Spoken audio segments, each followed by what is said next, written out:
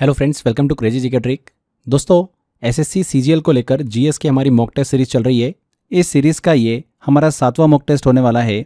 यहाँ पर हम एग्ज़ाम से पहले 20 इंपॉर्टेंट मॉक टेस्ट सॉल्व कर रहे हैं। हर एक जो मॉक टेस्ट होगा हमारा वो बिल्कुल एग्ज़ाम लेवल का होगा। अगर आप इन मॉक टेस्ट के अंदर 25 में से 18 से 22 के बीच में अगर क्वेश्चन सही सॉल्व कर देते हो, विच मीन्स एग्जाम में भी आप 18 से 20 तक क्वेश्चंस बिल्कुल करेक्ट करके आओगे। तो एग्जाम से पहले ये सीरीज आपका एक रियल टेस्ट होने वाली है। इससे आपको बेटर अंडरस्टैंडिंग मिलेगी कि आप कितना स्कोर कर पा रहे हैं एंड कहाँ पर आपको मेहनत करने की अभी भी ज़रूरत है। तो आपसे बस एक ही रिक्वेस्ट है मेरी कि इस पूरी सीरीज़ को प्रॉपर अच्छे से ईमानदारी से फॉलो करिएगा। 20 मॉक टेस्ट है, 20 मॉक टेस्ट आपको कंप्लीट करना है। एसएससी सीजीएल जीएस को लेकर मैंने आपको मास्टर वीडियो सीरीज़ भी दे रखी है।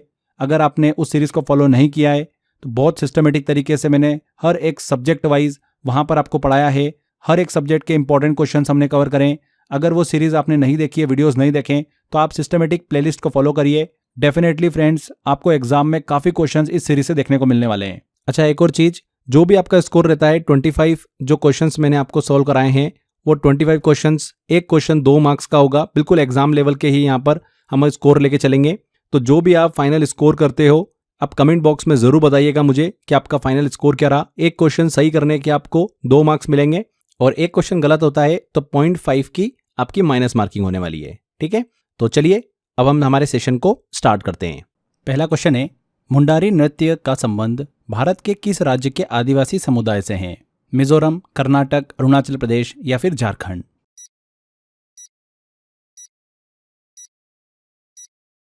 तो मुंडारी डांस की बात करें, झारखंड के मुंडा ट्राइब का पारंपरिक लोक नृत्य है, एक फोक डांस है। ये जो डांस है mainly harvest festivals, social ceremonies, tribal gatherings, इनमें किया जाता है। इस नृत्य में मादल, जो ढोलक जैसा वाद्य यंत्र होता है, नगाड़ा जैसे पारंपरिक वाद्य यंत्रों के साथ समूह में पुरुष और महिलाएं नृत्य करते हैं। किस राज्य के आदिवासी समुदाय से संबंधित हैं? Jharkhand, D answer. अगला क्वेश्चन है, कोई व्यक्ति बिना राज्य विधायी का स्टेट लेजिस्लेचर का सदस्य बने कितने समय तक मंत्री रह सकता है? 15 दिन, 6 महीने, 1 साल या फिर 2 महीने?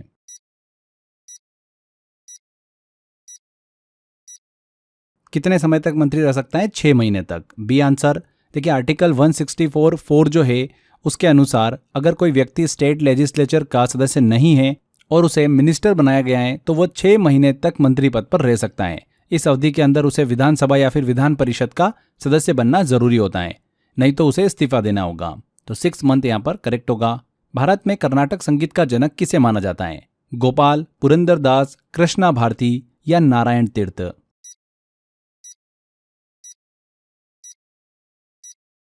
तो पुरंदर दास भक्ति योगिन संत को फादर ऑफ कर्नाटिक म्यूजिक कहा जाता है, कर्नाटक संगीत का जनक। उन्होंने 15वीं और 16वीं शताब्दी में कर्नाटिक म्यूजिक, दक्षिण भारत का शास्त्रीय संगीत को सुव्यवस्थित किया था और step by step training system बनाया।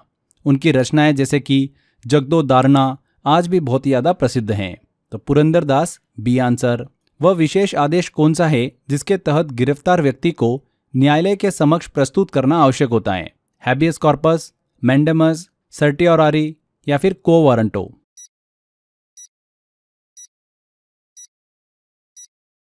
तो हैबियस कॉर्पस, इसका मतलब होता है you may have the body, तुम्हें व्यक्ति को पेश करना होगा। अगर किसी व्यक्ति को इलीगल डिटेंशन, गैर कानूनी हिरासत में लिया गया है तो सुप्रीम कोर्ट आर्टिकल 32 या फिर हाई कोर्ट आर्टिकल 226 के तहत रिट जारी कर सकती हैं और आदेश देती है कि व्यक्ति को तुरंत अदालत में पेश किया जाए। तो हैबियस कॉर्पस, ए आंसर।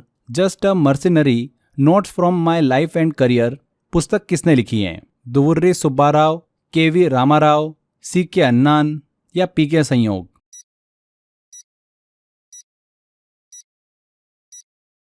तो डी सुब्बाराव, पूर्व आरबीआई गवर्नर की ये आत्मकथा है। किसने लिखा है इस पुस्तक को? दुवुर्री सुब्बाराव ने लिखा है। Just a mercenary, notes from my life and career. इसमें उन्होंने आरबीआई गवर्नरशिप, पब्लिक सर्विस और अपनी पर्सनल जर्नी को साझा किया है। A answer, Duvvuri Subbarao. Next आता है, भारतीय संविधान का कौन सा आर्टिकल सभी नागरिकों के लिए समान न्याय और निःशुल्क विधिक सहायता को बढ़ावा देता है?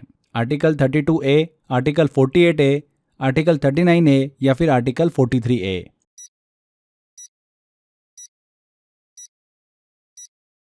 तो आर्टिकल 39A जो है संविधान के directive principle of state policy में आता है। यह इक्वल जस्टिस और फ्री लीगल एड की गारंटी देता है, मुफ्त कानूनी सहायता की, ताकि गरीब और वंचित वर्ग भी लॉ एंड जस्टिस तक पहुंच सके। यह अनुच्छेद 42वें संविधान संशोधन 1976 में जोड़ा गया था। यहाँ पर C answer article 39A। Next है, कव्वाली का भारत में आगमन कहाँ से हुआ था? टर्की, मंगोलिया, सऊदी अरेबिया या फारस?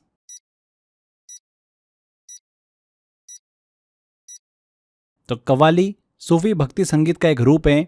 इसका उद्भव जो हुआ था वो पर्शिया मतलब फारस में हुआ था। भारत में इसका आगमन 13वीं सदी में हुआ, जब महान सूफी संत अमीर खुसरो इसे लेकर आए थे। उन्होंने इसे इंडियन क्लासिकल म्यूजिक के साथ मिलाकर एक नया फ्यूजन रूप तैयार किया। कव्वाली में आध्यात्मिक प्रेम, इबादत और आत्मा के परमात्मा से मिलन की बात होती है। तो यहाँ पर पर्शिया, फारस, डी आंसर बिल्कुल करेक्ट होगा। यहाँ पर दोस्तों आगे अगला क्वेश्चन ले उससे पहले छोटी सी इन्फॉर्मेशन आप सभी के लिए।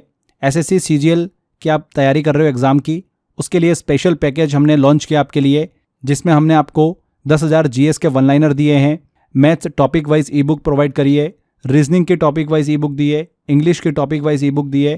प्रीवियस ईयर जो क्वेश्चन हैं एसएससी के 2023, 2022, 2024, इन सब ईयर का हमने आपको एक प्रॉपर एनालिसिस करके दिया है, जिससे आपको आइडिया लगेगा कि किस तरीके के क्वेश्चन, किस टॉपिक से ज़्यादा क्वेश्चन पूछे जाते हैं। 30 मॉक टेस्ट हमने आपको दिए हैं, लास्ट 2 ईयर का करंट अफेयर दिया है इस पैकेज में, मैराथन पीडीएफ हमने आपको प्रोवाइड करी है। ये सारा 350 रुपये के आसपास की प्राइसिंग होती है, जो कि आपको सिर्फ स्पेशल ऑफर में 49 रुपीज़ में मिल रही है। तो इस पैकेज को लेंगे, ये सारा कंटेंट आपको मिल जाएगा। यकीन मानिए फ्रेंड्स, ये आपके नॉलेज को ना सिर्फ अपग्रेड करेगा, बल्कि एग्जाम में आपके स्कोर को भी 40 से 50% तक सीधा बूस्ट कर सकता है। ये सिर्फ एक कोर्स नहीं, बल्कि आपके सिलेक्शन की एक स्मार्ट स्ट्रेटेजी भी है। तो अगर आप ये पैकेज एनरोल करना चाहते हैं तो डिस्क्रिप्शन बॉक्स और कमेंट बॉक्स में लिंक दे रखा है। इसके अलावा क्रेजी जीके ट्रिक एप्लीकेशन पर जाएंगे, वहां से भी आप इसको एनरोल कर सकते हैं। तो एक छोटी सी इन्फॉर्मेशन थी आप सभी के लिए, आई होप आपको पसंद आई होगी। चलिए वापस आते हैं हमारे क्वेश्चन पर। थेरीगाथा एक बौद्ध ग्रंथ है जो कि भिक्षुणियों द्वारा रचित छंदों का संग्रह है। यह किसका हिस्सा है? दीपवंश, सुत्त पिटक, महावंश या विनय पिटक?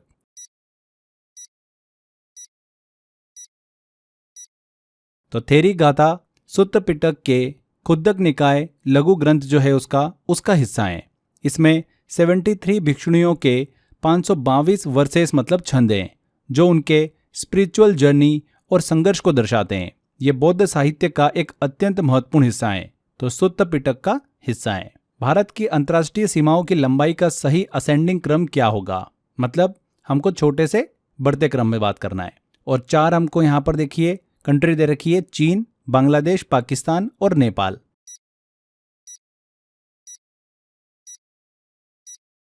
चलिए सॉल्व करते हैं। भारत की सीमाएं अगर बात करें तो नेपाल से सबसे कम 1751 किलोमीटर शेयर होती है, फिर पाकिस्तान से 3323 किलोमीटर, फिर चीन से 3488 किलोमीटर एंड बांग्लादेश से 4096 किलोमीटर। यहाँ ऑप्शन में दे रखे हैं, हम उनकी बात कर रहे हैं। इसीलिए क्रम क्या होगा? नेपाल, पाकिस्तान, चीन और फिर आएगा बांग्लादेश, जो कि बी वाले ऑप्शन में दे रखा है। फुटबॉल में पेनल्टी मार्क की गोल पोस्ट के मध्य बिंदु से दूरी कितनी होती है? जहां से पेनल्टी ली जाती है वहां से बात हो रही है। 9 मीटर, 10 मीटर, 11 मीटर या फिर 12 मीटर?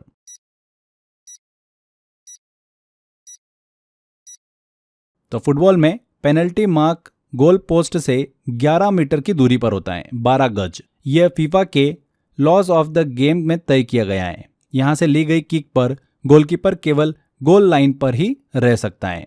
तो 11 मीटर यहां पर करेक्ट होगा। अढ़ाई दिन का झोपड़ा किसने बनवाया था? नूरजहां, कुतुबुद्दीन ऐबक, अलाउद्दीन खिलजी या रजिया सुल्तान?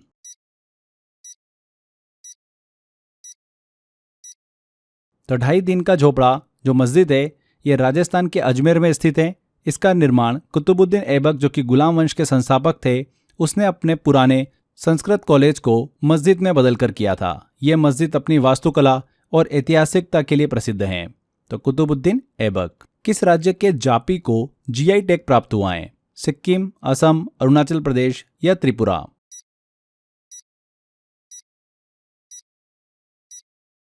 तो जापी एक पारंपरिक शंकारा टोपी है जो कि असम की सांस्कृतिक पहचान है। ये टोपी बैम्बू और पाम लीव्स से बनाई जाती है और अभी हाल ही में इसे जीआई टैग प्राप्त हुआ है, जो कि इसकी ऑथेंटिसिटी और हेरिटेज को मान्यता देता है।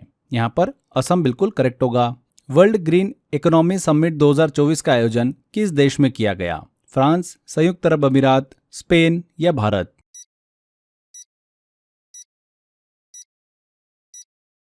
तो वर्ल्ड ग्रीन इकोनॉमी समिट वैश्विक हरित अर्थव्यवस्था सम्मेलन का 10वां संस्करण दुबई में 2 से 3 अक्टूबर 2024 को आयोजित हुआ था। ये जो समिट था पर्यावरण संरक्षण, सस्टेनेबल डेवलपमेंट और ग्लोबल ग्रीन इकोनॉमी को बढ़ावा देने पर केंद्रित था। कहां पर?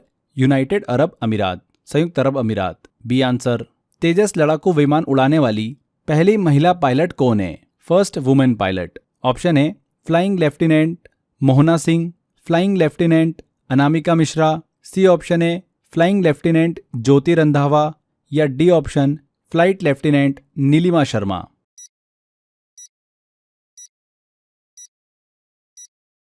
तो तेजस स्वदेशी लड़ाकू विमान उड़ाने वाली पहली महिला पायलट बनी है फ्लाइट लेफ्टिनेंट मोहना सिंह। ये उपलब्धि इंडियन एयरफोर्स में महिलाओं की बढ़ती भागीदारी को दर्शाती है। तेजस एक अत्याधुनिक light weight multi role fighter jet है जिसे HAL ने विकसित किया है। तो यहाँ पर A answer Mohana Singh. Orbital पुस्तक के लिए 2024 का बुकर प्राइज किसे मिला है? Samantha Harvey, Rachel Kushner, Yael van der या शार्लोट वुड?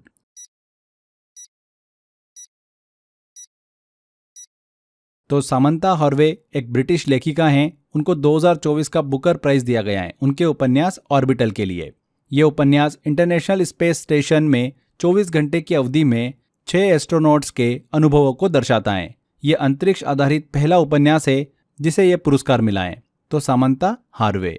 निम्नलिखित में से कौन सा युग्म सही ढंग से सुमेलित नहीं है? ए ऑप्शन है हेक्टर मुनरो बक्सर का युद्ध, लॉर्ड हेस्टिंग, आंग्ला नेपाल युद्ध, लॉर्ड वेलेजली, चौथा आंग्ला मैसूर युद्ध या D option Lord Cornwallis third Anglo Maratha war.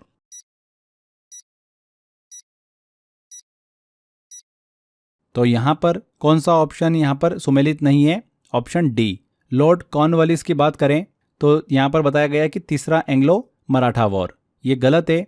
Lord Hasting जो थे उनके कार्यकाल में हुआ था थर्ड एंग्लो मराठा वॉर 1817 से 1819 के बीच में, जबकि लॉर्ड कॉर्नवालिस का कार्यकाल 1786 से 1793 था और फिर संक्षिप्त रूप से 1805 में था। इसलिए डी जो ऑप्शन दे रखा है ये सही ढंग से सुमेलित नहीं है। बाकी सारे बिल्कुल एकदम करेक्ट है। निम्न में से कौन सी जनजाति इंडो यूरोपियन भाषा परिवार से संबंधित है? गारो, गोंडी, कोरवा या फिर भील?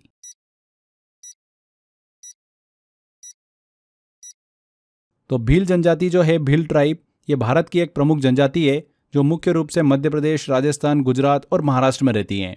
इनकी भाषा इंडो आर्यन लैंग्वेज फैमिली भारतीय यूरोपीय भाषा परिवार से जुड़ी हुई हैं, जैसे हिंदी, गुजराती। वहीं गारो, गोंडी या कोरवा की बात करें तो ये भाषाएं द्रविड़ परिवार से जुड़ी हैं। यहाँ पर डी आंसर भील। चर्चा में रही केरल सरकार द्वारा गठित के हेमा समिति का संबंध किस क्षेत्र से है? फिल्म इंडस्ट्री, एनवायरमेंट, टीचिंग या गेम?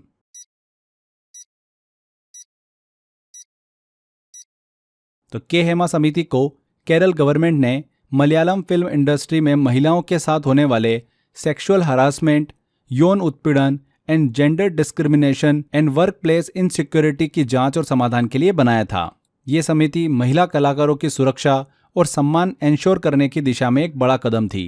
तो फिल्म इंडस्ट्री से संबंधित थी। सोडियम हाइड्रोक्साइड निम्नलिखित में से किस सामान्य पदार्थ का रासायनिक नाम है? केमिकल नेम है। Bleaching powder, borax, caustic soda या चॉक?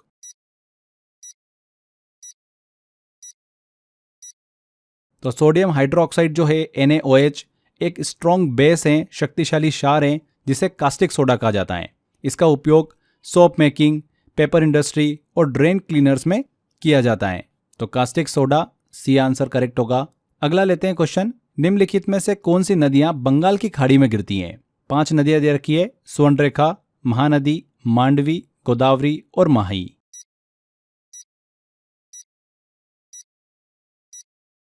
चलिए एक एक करके देखते हैं।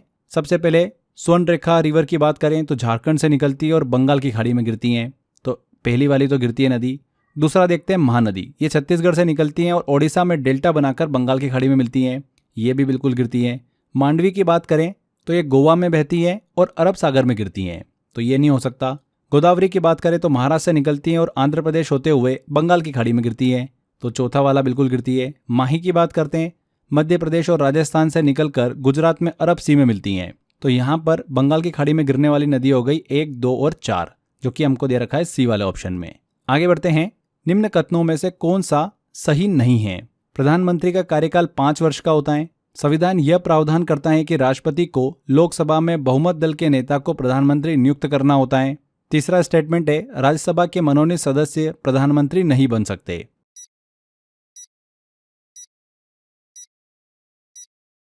चलिए सॉल्व करते हैं, एक एक स्टेटमेंट पर बात करते हैं। पहला स्टेटमेंट देखिए, प्रधानमंत्री का कार्यकाल 5 वर्ष का होता है, जो कि गलत है। पीएम का कार्यकाल निश्चित थोड़ी होता है, ये प्रेसिडेंट्स प्लेजर, राष्ट्रपति की इच्छा तक होता है, तो पहला स्टेटमेंट तो गलत हो गया। दूसरा स्टेटमेंट देखते हैं, संविधान यह प्रावधान करता है कि राष्ट्रपति को लोकसभा में बहुमत दल के नेता को प्रधानमंत्री नियुक्त करना होता है, तो देखिए ये भी स्टेटमेंट गलत है। संविधान में यह नहीं लिखा है कि राष्ट्रपति सिर्फ बहुमत दल के नेता को पीएम बनाएंगे, ये एक कन्वेंशनल परंपरा है, ऐसा कहीं पर लिखा हुआ नहीं है, तो दूसरा स्टेटमेंट भी गलत है।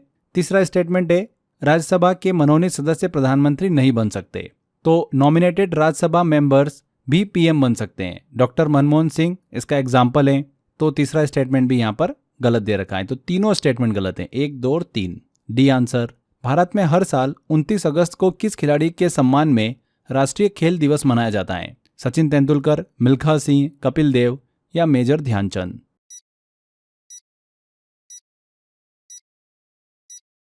तो करेक्ट आंसर है मेजर ध्यानचंद। 29 अगस्त को national sports day major Dhyan Chand के जन्म दिवस पर मनाया जाता है। उन्होंने भारत को 3 ओलंपिक गोल्ड मेडल 1928, 1932 और 1936 दिलाने में अहम भूमिका निभाई। उनकी हॉकी के प्रति निष्ठा और योगदान को सम्मान देने के लिए यह दिन खेल और खिलाड़ियों को समर्पित है। डी आंसर यहाँ पर सही होगा, मेजर ध्यानचंद। नेक्स्ट है, श्री पेरुम्बुदूर किसका जन्म स्थान है?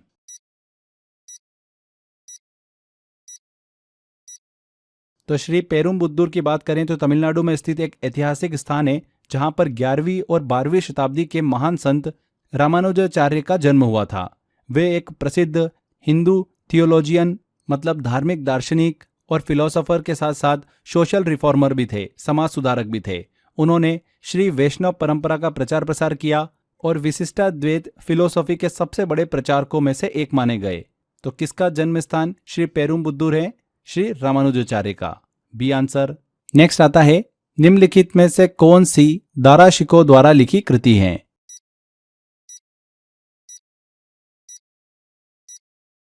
तो दारा शिकोह शाहजहां का पुत्र, सूफी और वेदांत मतलब हिंदू दर्शन के संगम में रुचि रखने वाले विद्वान थे। इनकी प्रमुख कृतियां कौन कौन सी थी? मज्म उल बहरीन, सिर्फ ए अकबर एंड जुग बशिष्ट। इसके अलावा उन्होंने कई सूफी संतों और आध्यात्मिक विषयों पर रचनाएं लिखी थी। तो यहां पर पूछा गया है कि इनमें से कौन सी उनकी कृति है, तो उपरोक्त सभी, all of the above. D answer. अगला आता है क्वेश्चन, पंचवर्षीय योजनाओं में पीसी महालनोबिस का नाम क्यों महत्वपूर्ण है? ऑप्शन ए, वे योजना आयोग के अध्यक्ष थे, उन्होंने आर्थिक विकास संस्था की स्थापना की, उन्होंने दूसरी पंचवर्षीय योजना के ढांचे की संकल्पना की थी, या डी ऑप्शन है, पहली योजना अवधि के दौरान वित्त मंत्री थे।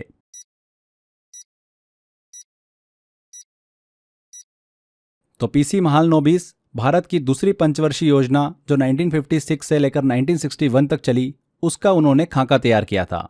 इस योजना में उन्होंने एक मैथमेटिकल ग्रोथ मॉडल पेश किया जिसे महालनोबिस मॉडल कहा जाता है। इस योजना का मुख्य फोकस था हैवी इंडस्ट्रीज, भारी उद्योग और कैपिटल गुड्स सेक्टर, पूंजीगत वस्तुएं, इसलिए उन्हें architect of second 5 year plan भी कहा जाता है। अब देखिए ऑप्शन सी आंसर हमको समझ में आ रहा है, उन्होंने दूसरी पंचवर्षीय योजना के ढांचे की संकल्पना की थी। तो यहां पर हमारा ये टेस्ट कंप्लीट होता है। जो भी आपका स्कोर रहा है इस टेस्ट के अंदर, 25 में से आपने कितने क्वेश्चन सही करे हैं, जितने भी क्वेश्चन आपने सही करें उसमें 2 का मल्टीप्लाई हो जाएगा, क्योंकि एक क्वेश्चन 2 मार्क्स का है, एंड जितने क्वेश्चन आपने गलत करें उसकी 0.5 की माइनस मार्किंग होगी। उसके हिसाब से आपका जो भी फाइनल स्कोर हो रहा है वो आपको यहाँ पर कमेंट में बताना है। ठीक है, ईमानदारी से बताइएगा अपना स्कोर, जिससे कि धीरे धीरे आप मेहनत करके अच्छे स्कोर तक पहुंच पाओ। तो ये था हमारा 5वां टेस्ट। आई होप आपको मज़ा भी आया होगा, एंड जहां पर आपकी गलती हो रही है वो पॉइंट भी आपको समझ में आया होगा। बस ऐसे ही लगातार अच्छे से मेहनत करते रहो। एसएससी सीजीएल को लेकर लास्ट टाइम रिवीजन के लिए मैंने आपको 100 आवर जीएस का मेरा कोर्स दे रखा है, उसको अच्छे से पढ़ते रहो, रिवीजन करते रहो फ्रेंड्स। सिस्टमेटिक तरीके से to the point exam oriented content मैंने आपको प्रोवाइड कर रखा है। मात्र 500 रुपये का कोर्स है। बहुत सारे बच्चों ने लिया है कोर्स वो, और लगातार अच्छे से पढ़ रहे हैं। बस ऐसे ही पढ़ते रहो। जिन भी स्टूडेंट्स ने नहीं लिया है, डिस्क्रिप्शन बॉक्स और कमेंट बॉक्स में लिंक दे रखा है, वहां पर क्लिक कर आप कोर्स को एनरोल कर सकते हैं। 5 मंथ की वैलिडिटी है। हिंदी एंड इंग्लिश मिक्स में मैंने पढ़ाया हुआ है। प्रॉपर लेक्चर मिल जाएंगे आपको, क्लास नोट्स भी मिल जाएंगे एंड प्रैक्टिस के लिए मॉक टेस्ट भी दे रखे हैं। इसके अलावा ज्वाइन करने का जो ऑप्शन है वो क्रेजी जीके ट्रिक एप्लीकेशन पे भी आपको मिल जाएगा। आप एप्लीकेशन ओपन करेंगे, फाउंडेशन कोर्स वाला आपको ऑप्शन दिखेगा, इसमें जाएंगे तो कोर्स बाय अक्षय सर है फोल्डर, इसमें आप जाकर ज्वाइन कर सकते हैं। तो आज के सेशन को यहीं एंड करते हैं। आई होप आपको वीडियो अच्छा लगा है। ज़्यादा से ज़्यादा वीडियो को शेयर कर दीजिएगा एंड कमेंट करके ज़रूर बताइएगा कि वीडियो कैसा लगा। आपने अभी तक फ्रेंड्स अगर चैनल को सब्सक्राइब नहीं करा है तो सब्सक्राइब कर लीजिए, क्योंकि ऐसे ही बहुत ही informative and to the point exam oriented content मैं आपके लिए लेकर आता रहता हूँ। तो मिलते हैं अगले वीडियो में। Till then bye bye.